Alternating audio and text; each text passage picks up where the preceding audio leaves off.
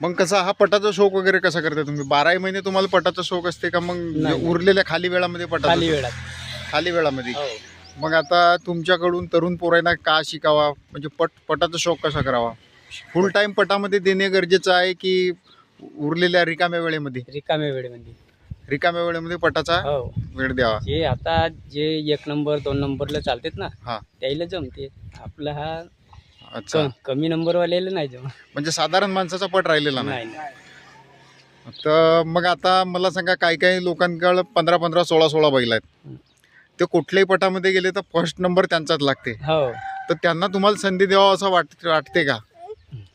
त्यांना म्हणजे आता त्याच्याजवळ पैसा भरपूर, ते आता जोड्यात बैल चांगलं आणते तिघनाल MP कून. हा, तर त्या कारणास्तव त्याचा पहिला नंबर. त्याचा आता पहिला दुसरा. हो, शेवटी जमाना स्पर्धेचा आहे. हा. स्पर्धेमध्ये जर टिकावचं असेल ते काही कॉम्पिटिशन करू आपल्याला शकते. काय गोर आपल्या कामासाठी काही करतात, आम्ही तेवढं नाही सांगत. आपल्या शेतीच्या कामात वापरणे हा, ते आणि आपल्या कामासाठी काही करतात ते, आम्ही तेवढं नाही. आम्ही फक्त कसं आहे, त्याचं जीवन आपल्या जीवनासारखं आहे बिचारायचं. अच्छा. बैलाचं आम्ही बाकीचा उपाय नाही करू. म्हणजे तुम्ही छंद म्हणून फक्त फक्त खाली वेळ पाहून नेणे, सवक म्हणून. हा. पट पावायला जातून ना रे बरे हो. तुम्हाला आपल्याला जोडी नेणे आणि आपल्या जोडीचा पट पाळणे. अच्छा, आणि ह्याच माध्यमातून बैलाचं संगोपन होतं. संगोपन बरोबर. होणे.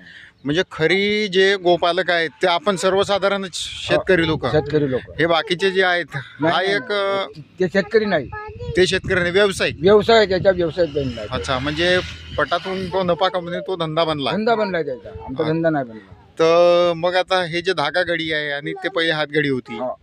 तर आता म्हणजे कोणती घडी बेस्ट आहे तुमच्या मतानं? धागा घडी. धागा घडीच आहे. तिच्यावर कोणाचा पाप नाही, कोणाचाच अन्याय दोष होत नाही, नाही. दोष नाही.